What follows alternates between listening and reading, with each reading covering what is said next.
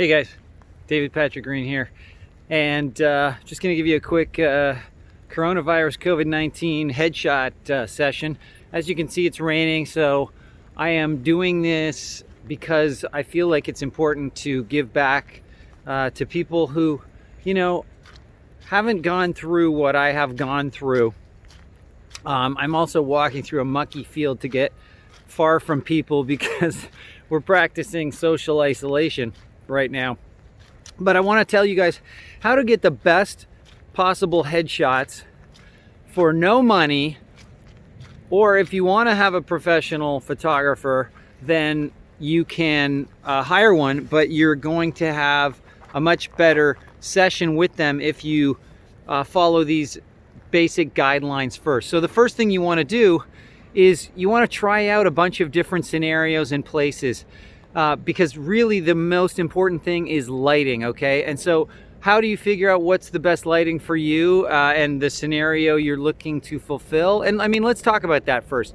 What is it you're trying to get when, of course, the train comes along when I do this? I mean, it's unbelievable how many things happen every time I start to do a video. But so the first thing you want to do is figure out who you are and what it is you are trying to capture. Right? What is your ideal acting role? That should be at the basis of all of this. So once you know what your ideal acting role is, try to imagine what that person looks like. Hopefully it looks like you, but looks like you when? In what situation? In what surroundings? Is it indoors? Is it outdoors? Is it brightly lit? Is it shadowed? Etc. What clothing is this person wearing? The more clear and specific you can be, even though it may seem overly specific and it limits the roles you can do, you're already limited in the roles that you can do. You're limited to the roles that you are right for, that you're a fit for, that people are going to find you believable in. Okay? So figure that out first. Then get the clothes on that you think match perfectly. Don't think you need to do 18 different wardrobe changes. Nobody cares, okay? So get the clothes on that you think are a perfect match to your perfect role, and then go, okay, where would this person be? Like, what is their home away from home? Is it, in a library, in a living room? Is it outdoors? Is it in an industrial setting, a factory, or is it a police station? Whatever it is, try to replicate that. It doesn't have to be perfect, but industrial is industrial and outdoors is outdoors. I mean, here I am at the park. If I thought I'm a soccer coach or a soccer mom or whatever, this would be a great location. You also have to consider the colors and all that kind of thing.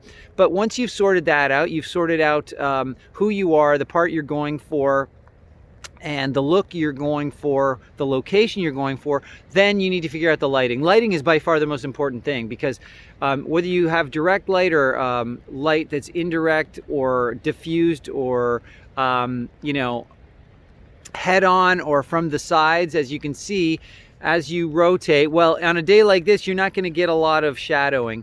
And also, this camera is using ADR, HDR, high dynamic range, so it basically fills in a lot of the shadows, which is probably what you don't want when shooting headshots, because you'll just never really get any good shadows. And also, it's a very gray day, so the light is coming in from all over the place because the clouds are acting as diffusers, and they're incredible diffusers. As you can tell, I can't even really get shadows right now. And I'm doing a 360-degree rotation, which is great if you're shooting a video, but not if you're trying to shoot headshots and go for a specific look. So you don't need professional lighting. You don't need really what you need to do is just practice stuff. So let's say you're indoors, you can use various lamps and just put them very close to your face, because then they'll give you the light you're looking for. In fact, one of my most popular headshots that I ever did, I did with one of those standing torch lights, and I was holding it literally. Sorry, I can't. But I pulled it across. I was kind of holding it like a microphone, like just almost up to my face, and the camera was off to the side. So the light was here, the camera was here, and I had a remote control. And so I was just moving this light to just different places, and it really lit up my eyes, because my eyes tend to not show up very well in pictures because they are fairly deep set. And I found that I could get my eyes to really pop because they're really green. I don't know if you could tell. You may be able to get a light where they pop a little. I don't know. They're pretty green. That's what I'm sticking with that. And so they've rarely been shown in headshots because, you know, the headshot, the photographer lights up your whole face and they're not looking really carefully at your eyes. They just don't care that much, right? They're just going through the motions for the most part. They're really not looking at you and studying you and going, this is what I want to capture in you. So this is the stuff you care about and you know what you're right for. So this is up to you to get it right. So anyway, I would do this whole 360 thing with the lighting if you're outdoors. You can go under a canopy, under a, you know, like a garage type of thing. Hey, look, there's some trees over behind me. I'm gonna walk over there and see if that does anything. Of course, there's no leaves in the trees, so they're not really providing a lot of cover. They're not blocking much of the light, but I bet you it's gonna be a little bit darker, although again, the HDR may prevent that from happening. But so I would be trying different locations and use your cell phone camera. Okay, what I'm recording this on right now is the Samsung Galaxy Note 10 Plus, and I have to say, the camera is pretty amazing because look at what I'm shooting right now. This is called live focus video. So it blurs the background while I'm talking to you. But I mean, look, I could do an amazing headshot, right? Like the blur is incredible. And so what is a photographer going to do that I can't do with this camera, right? So that's $500, you know, let's say anywhere from $300 to $500 up to $1,000 per session, right? For a professional photographer. Well, you know, you can almost pay for your camera, your phone for the cost of one or maybe two photography sessions. And I don't know about you guys, but I could never get what I was looking for from a photographer because I had this image of myself and they would never capture it for whatever reason. And so I gave up and I started doing things for myself. And I feel like it's worked out way better because, you know, I just won't take a picture that doesn't look good to me. So this is a really, like, look at this shot, okay? The lineup of trees, really nice composition, different lighting, the colors are pretty cool, and it's all blurred out. So, I mean, that could be a great headshot, you know? And of course, you got to think about how it's going to appear, but it used to be on 8x10 paper. Well, you know, now that we got the internet, that's not such a big issue anymore because you can pretty much put up any picture, shape, size, whatever you want. It doesn't matter. Generally speaking, they like your face, so, you know, make sure your face is quite visible. They might want a body shot. That's not going to really work because I just flipped the camera sideways. Sorry. But then once you are, you know, happy with the clothing, the lighting, and all that stuff, I wouldn't get too carried away with the hair. People love to talk about this stuff, but at the end of the day, nobody's really noticing when they're looking at your picture. So think about this. They're going to look at your picture for about a microsecond, and then they're going to decide if the look that they see seems right for the part. So you need to be going for specific parts with your pictures. Otherwise, there's no way they're probably going to look twice at your picture. And then they may look closer and they may go, oh, you know, the composition of the picture is not what I had hoped for. But by then you've got them hooked, right? They're looking at the details. And that's really what you're going for. So whether you do it yourself, and honestly, I don't see any reason not to do it yourself anymore, because even if your camera doesn't blur the background like this one does, you can do that in, you know, like I think it's, I can't think of the Pixel.com or Pixia. It's basically like a free knockoff of Adobe, you know, whatever it is, Illustrator or Adobe. I can't think of the name of these software programs because I haven't used them in a while, because I haven't taken headshots in a while, because nobody cares. I've been using the same headshot literally for 5 to 10 years. I mean, sometimes I get embarrassed after 10 years and I go, I don't look like that anymore. I mean, look at my face or whatever. And then these new pictures, they take out so much of the character of your face. You actually have to tone down the smoothing because you're going to walk into the room. Your picture looks like your face is glowing and you don't have a mark on it. And then you walk into the room and they're like, who are you? So you really don't want that. It's actually good to have individual markings now. Like if it's wrinkles, if it's moles, scars, freckles, people love that stuff. Show your uniqueness. We're in a society now where people actually value that uniqueness you have. So bring that to the table. But otherwise, that's it, guys. Find some locations, try different locations, get your clothing sorted out based on the role that you're really going after, your dream role. And try out different lighting.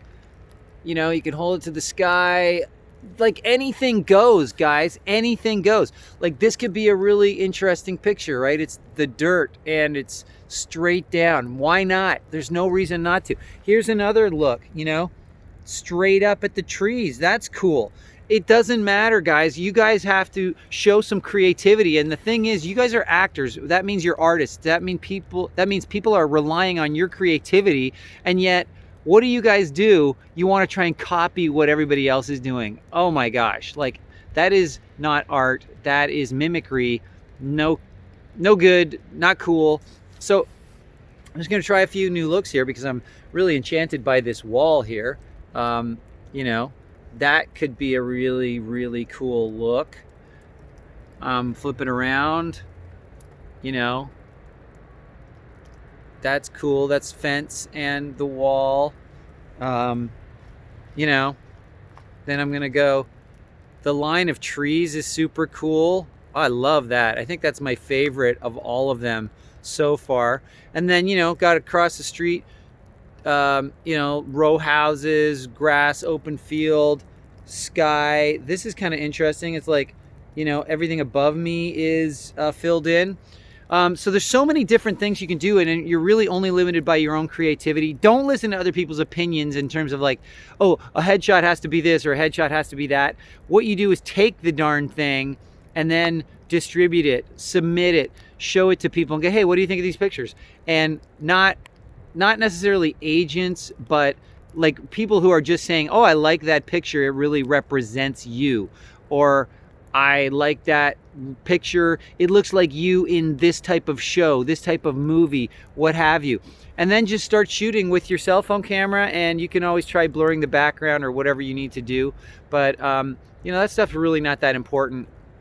And just make sure your eyes are visible and play around with the light, because lighting is everything. I mean, just watch TV shows and watch how they light things. Like if they're trying to create a certain mood, they will light it a certain way. So you can see how they are able to manipulate your mood and your feelings about a person or a character based on how they light something, okay? Like, sharp angular light that'll create shadows makes things seem darker and scarier, and bright light is more fun and friendly and open.